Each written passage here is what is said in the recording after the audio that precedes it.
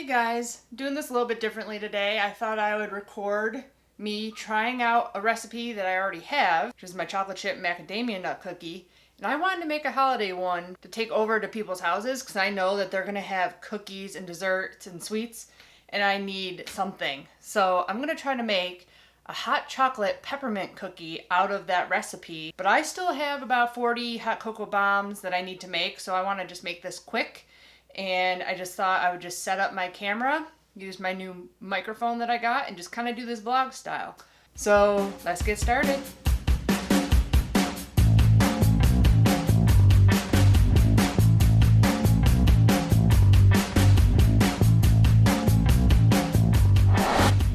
Welcome back. If you guys are new here, thank you for joining me. My name's Alicia and I'm a sous chef with a sweet tooth. If you enjoy this video, please consider hitting that subscribe button down there.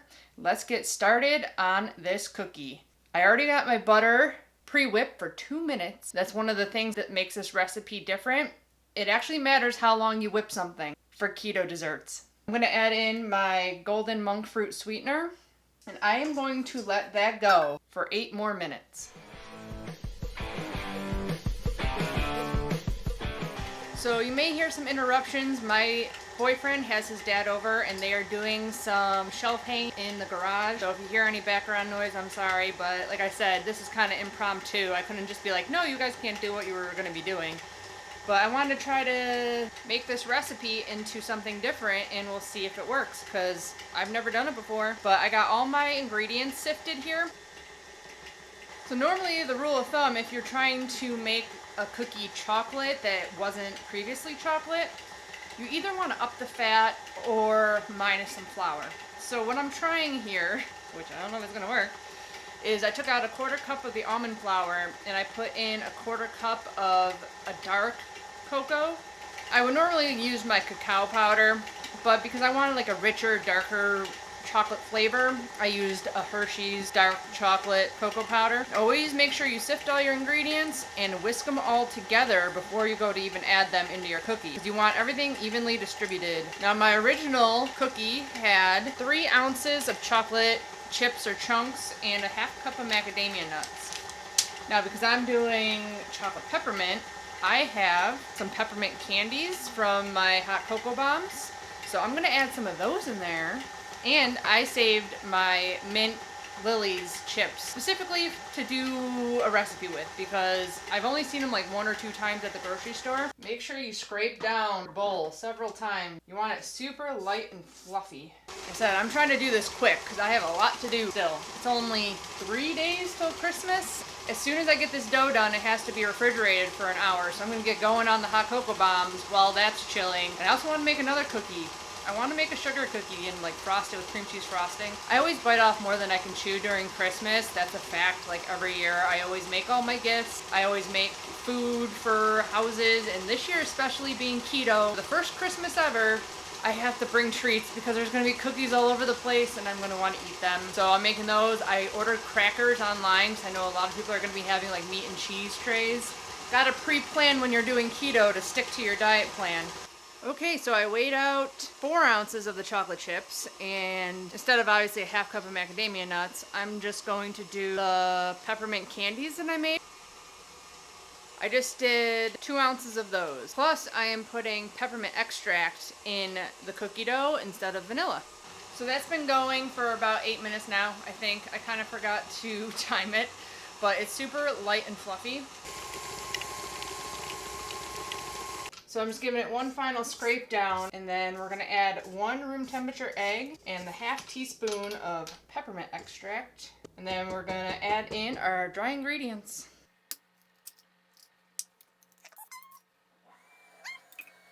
Beat that up.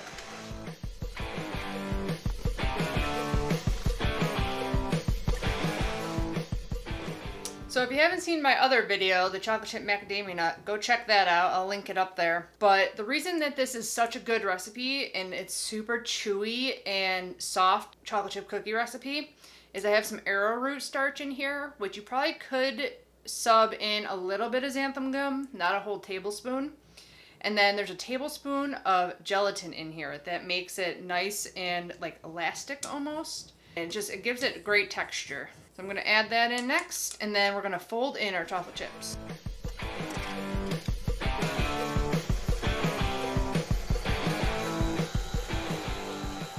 Give it a good scrape down. Hopefully this comes out good. I'm guessing it's gonna be edible either way, because peppermint and chocolate. Like you might have seen in many of my other videos, I'm not a huge fan of almond flour. So in the future, I am going to be doing an all coconut flour cookie recipe. And I'm guessing the texture of that will be even better than these ones because it's not as grainy as almond flour is. Oh, losing cookie dough. Make sure you get the paddle all clean. And shoot cookie dough all over the kitchen. Pick up all our cookie dough we dropped. Put the cap back on your peppermint extract. You do not want that flying over the kitchen. Stiff dough. It's stiffer than I remember it being, so maybe we should have minused a little bit more almond flour from the recipe. But live and learn, right? Okay, time to add in. This might be too much for this little bit of cookie. Start with half this.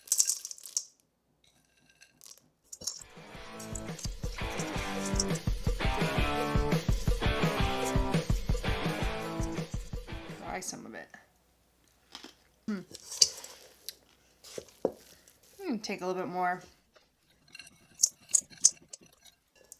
It looks like Christmas.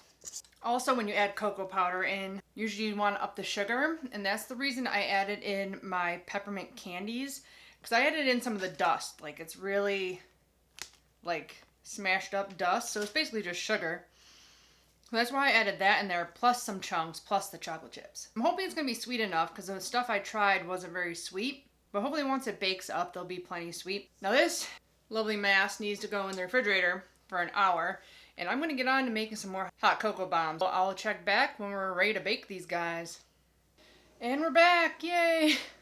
I literally just finished my other 35 bombs I had to make. If you're going to make these for Christmas gifts, I suggest it. They're awesome.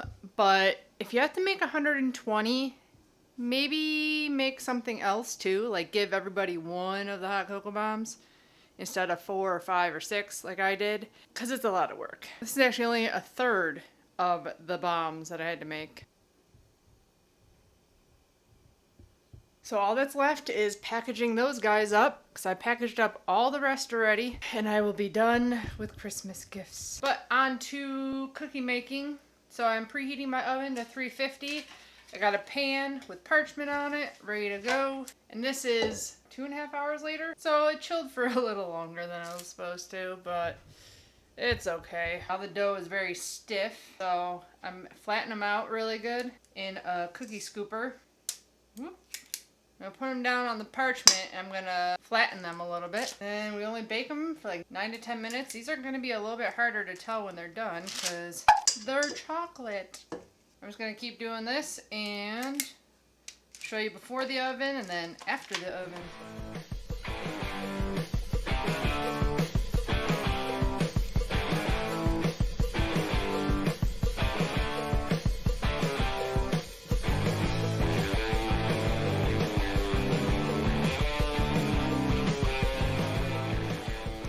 Here is the finished product. Not the prettiest, that's for sure. So it's time to try these guys. They look like a really fluffy, airy cookie.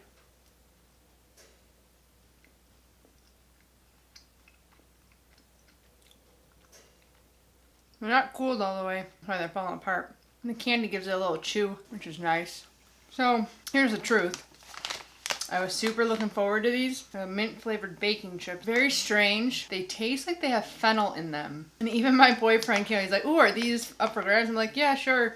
I don't really like them that much. And he's like, what? Yeah, that's strange. They taste like rye bread. But the texture's really good. It's minty. Just when you get one of those chips, it tastes kind of like rye bread. Very strange. But I'll probably still eat them. Because luckily it's just in the chips. The actual cookie itself is really good. So I will put this recipe down below, what I did. I would suggest using a regular chocolate chip from Lily's, a semi-sweet or something like that. Peppermint candies, if you can find peppermint candies online that are keto, definitely add some crushed up candy canes or something to this. It gives it a really good texture. All around, it's a success. They're not the prettiest looking cookie, but They're yummy tasting. So I hope you enjoyed this different kind of video. If you did, hit the thumbs up button. Let me know in the comments below if you enjoy doing this less rigid, more casual kind of recipe video. This was just kind of an experiment I wanted to do. Let me know what you think, and I'll be back with many more keto dessert recipes. Bye, guys.